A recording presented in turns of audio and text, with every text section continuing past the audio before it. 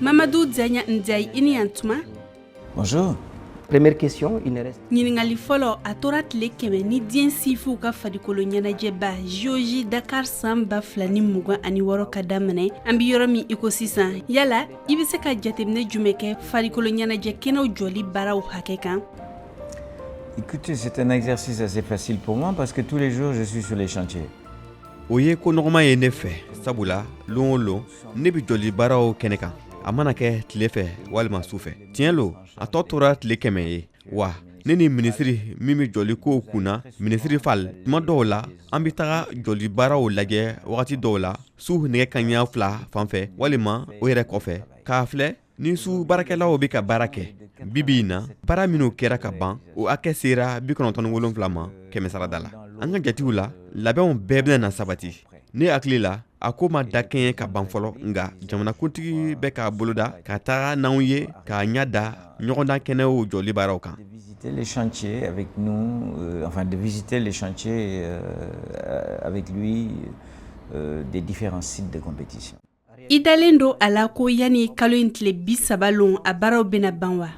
Oui, c'est vraiment résiduel. Vous savez, si vous êtes un ingénieur... Juillet kalo tile 30 ko ka kan ka ban kɔni ne tun y'a fɔ aw ye ko jamanakuntigi hakili b'ara ka taga jɔli baaraw lajɛ kalo in tile 26 ni 27 cɛ ni ma fili ne ka miiri la ɲɔgɔndan kɛnɛw baaraw bɛɛ ka laban pewu a n'u kon gogoro dili ka kɛ juillet kalo kɔnɔ o de ka fisa sabula ɲɔgɔndanw bi daminɛ octobre kalo laban na. Je pense que c'est plus rassurant que ça se fasse en juillet puisque les Jeux sont en octobre, fin octobre même.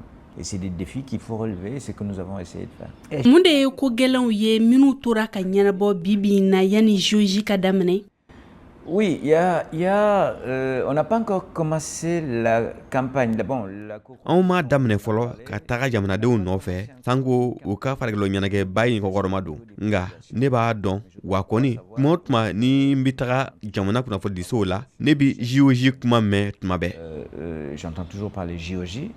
Et vous avez aw b'a ye foroba jabaraniso la jatiw bɛ yen min bi lon tɔw hakɛ yira an bi makɔnɔ na wagati min na n'a daminɛ tora tile 60 an bɛna jama ladɔnniya walebaw bila sen kan sanko ka sɛnɛgalikanw n'an dɛmɛbagaw ladɔnniya minnu bɛ k'a bisimila n'o ye farafina ye u ka tagama n'anw ye sira kelen na. Nos partenaires qui accueillent, c'est-à-dire l'Afrique, à marcher dans le même mouvement que nous.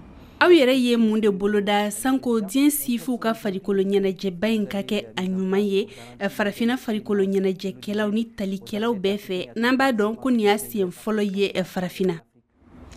Oui, c'est une bonne question. Nous avons des équipes. Kuluw bɛ yen minnu sigilen don o kama aw b'a dɔn anw ye mɔgɔ 800 ye baaraw bɛ ka bonya ka taga fɛ ni baarakɛla jolenw yɛrɛ de ye bɔlɔlɔ sanfɛ baaraw fana bɛ yen nga an tɛ se ka kuma caman kɛ o kan gunoko kama k'a sababu kɛ bɛngɛnniw ye minnu bɛ se ka bɔ kɔ kan ka ɲasin a ma i ko a ɲɔgɔn min tun kɛra Paris san 2024 diɲɛ farikolo ɲɛnajɛba wagati la o bɛngɛnni bi farikolo ɲɛnajɛ ɲɔgɔndanw cogoya yɛlɛma dɔɔni baarakɛla kuluw b'an fɛ fɛn minnu kalifalen don u ma o baaraw kɛra ka ɲɛ kosɛbɛ. Font un excellent boulot.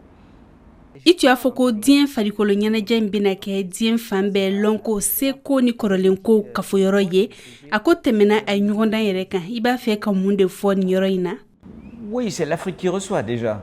Awɔ farafina de bɛ k'a ko bisimila kelen Dakar de bɛ k'a ɲɛnamaya o y'a siɲɛ fɔlɔ ye farafina diɲɛ fanba mɔgɔw bɛɛ bɛna don ka bɔ da kelen fɛ yɔrɔ kelen na ne y'o fɔ radio Vatican sanfɛ sabula Pape Kɔrɔma fatulen tun ye n wele ka taga bɔ a ye Rome wa anw tun kumana kosɛbɛ o kan sɔrɔ ko lajɛrɛ bɛna kɛ hakilifalenw bɛna kɛ a ko miiriya kuluw kɔnɔ lɔnko seko ni kɔrɔlenko dɔnnikɛla baw dɔnnikɛ dɔnbaga baw ni sɔrɔko dɔnbaga baw bɛna kɛ yen a bɛna kɛ yɔrɔ ye ka Sénégal kuma fɔ ka farafina kuma fɔ. Rayonner et parler du Sénégal et parler de l'Afrique. Farafina bɛna mun de yira Sénégal bɛna mun kɛ i ko kokura min b'a damana n'a y'a sumani tɛmɛlen tɔw ye? Les autres éditions n'étaient pas en Afrique. C'est une première en Afrique.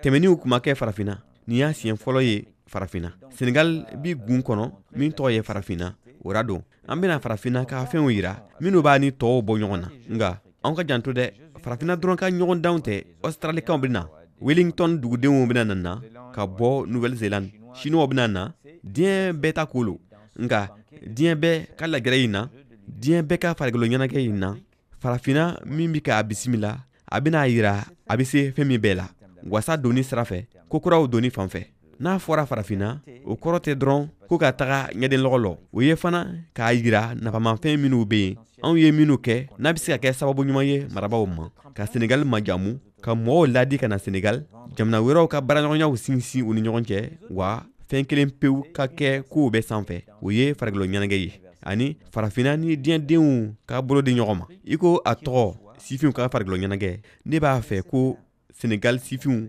farafina sifinw k'a kɛ u ta ye wa u k'a ye ko an bɛ se ka ɲɛnajɛba labɛn i ko Maroc y'a kɛ cogo min na ni farafina dolantan labɛn ye o b'a yira ko farafina bɛ se ka ɲɛnajɛba labɛn. Et faire en sorte qu'il n'y a qu'un seul winner, c'est le sport, et l'Afrique et la coopération entre les peuples. O ɲɛnajɛw bena mun nafa lase farafina sifiw ma a welekan jume b'i fɛ ka lase o sifiw ma minnu be k'i lamɛn. C'est une mission et je voudrais que, comme ça s'appelle les Jeux de la jeunesse, que les jeunes Sénégalais, les jeunes Africains s'en emparent.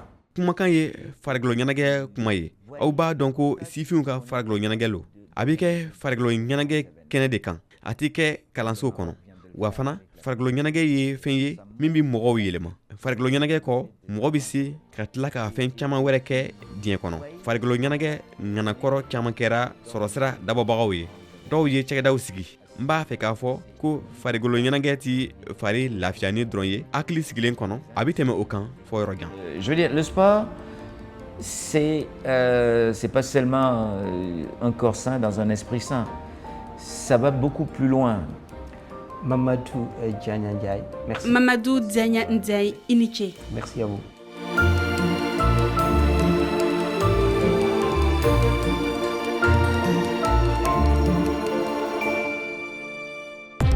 RFI, Dinya Kumakan.